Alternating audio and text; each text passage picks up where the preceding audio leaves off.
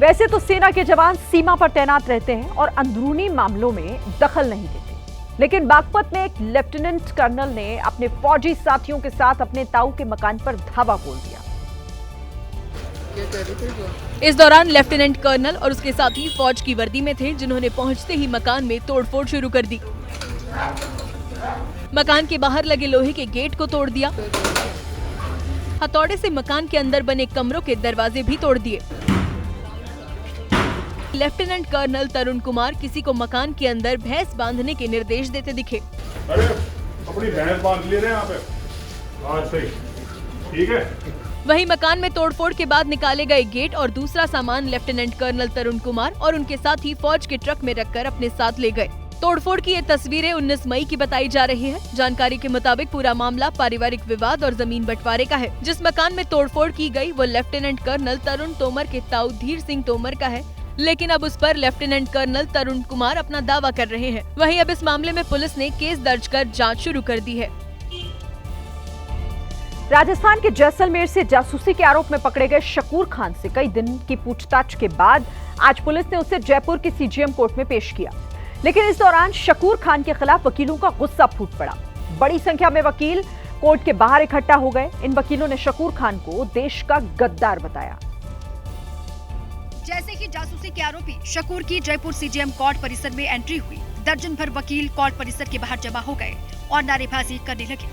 देश के गद्दारों को गोली मारो, देश के गद्दारों को गोली मारो, देश के गद्दारों को गोली मारो। इस दौरान कोर्ट परिसर में जमा हुए वकीलों ने हिंदुस्तान जिंदाबाद और पाकिस्तान मुर्दाबाद के नारे भी लगाए। पाकिस्तान मुर्दाबाद, पाकिस्तान मुर्दाबाद। और जासूसी के आरोप में गिरफ्तार शकूर खान पर कड़ी कार्रवाई की मांग की। सरकार को इन लोगों को प्राइमा फेसिया इन लोगों की प्रॉपर्टियां सीज कर देनी चाहिए, इन्हें डिटेंशन सेंटर में भेज दिया जाए और अगर इनके जब तक इनका ट्रायल चलता है तब तक इन्हें डिटेंशन सेंटर में रखा जाए। वहीं सीजीएम कोर्ट ने जासूसी के आरोपी शकूर खान को 7 दिन की रिमांड पर भेजा है। माना जा रहा है कि शकूर खान से पूछताछ में कई बड़े खुलासे हो सकते हैं। राजस्थान पुलिस ने 28 मई को शकूर खान को जैसलमेर से पकड़ा था। शकूर से पूछताछ और उसके मोबाइल की जांच में कई ऐसे सबूत मिले हैं जो शकूर खान पर लग रहे जासूसी के आरोपों को पुख्ता करते हैं। बताया जा रहा है कि शकूर एक लंबे समय से पाकिस्तानी खुफिया एजेंसी के संपर्क में था। उसने कई संवेदनशील जानकारी व्हाट्सएप के जरिए पाकिस्तानी हैंडलर्स को भेजी और फिर चैट डिलीट कर दी।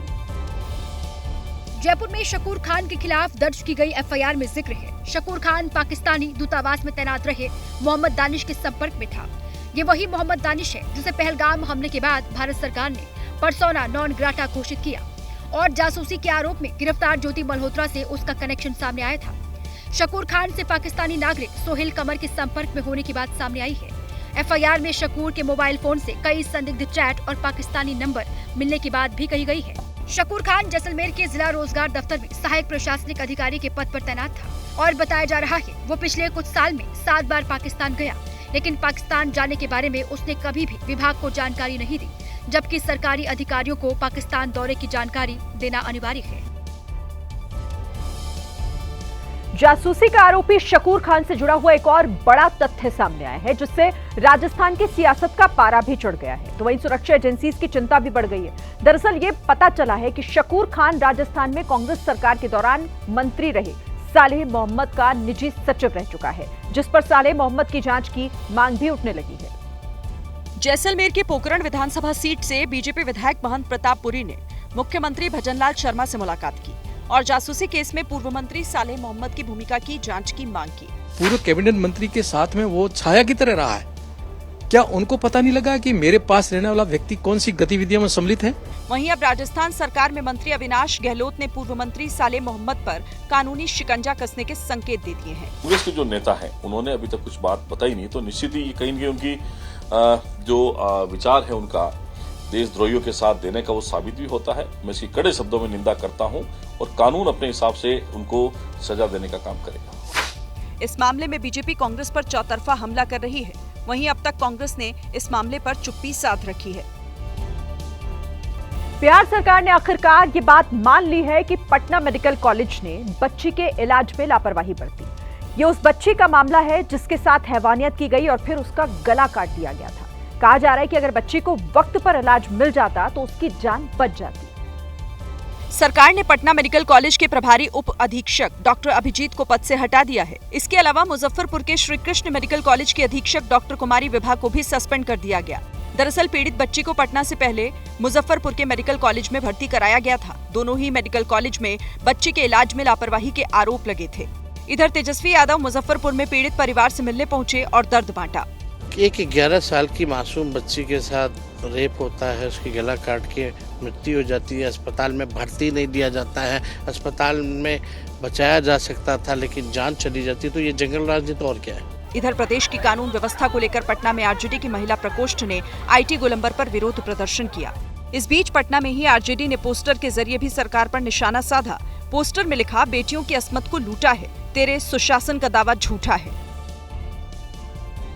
पाकिस्तान में अराजकता किस कदर हावी है ये आप इस बात से भी समझ सकते हैं कि वहां एक 17 साल की टिकटॉकर की गोली मारकर हत्या कर दी गई। साल भर के अंदर दूसरी कम उम्र के टिकटॉकर को पाकिस्तान में जान से मारा गया है। खबरें हैं कि 17 साल की टिकटॉकर को मारने के लिए हमलावर उसके घर में मेहमान की तरह आया था।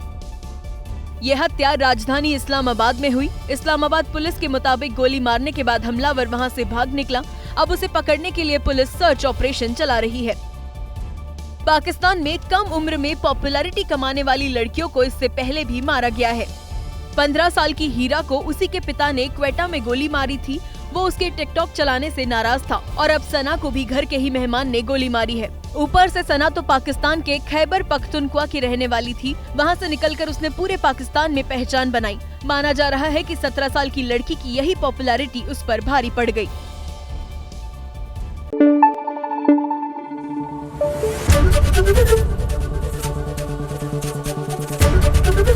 एबीपी न्यूज आपको रखे आगे।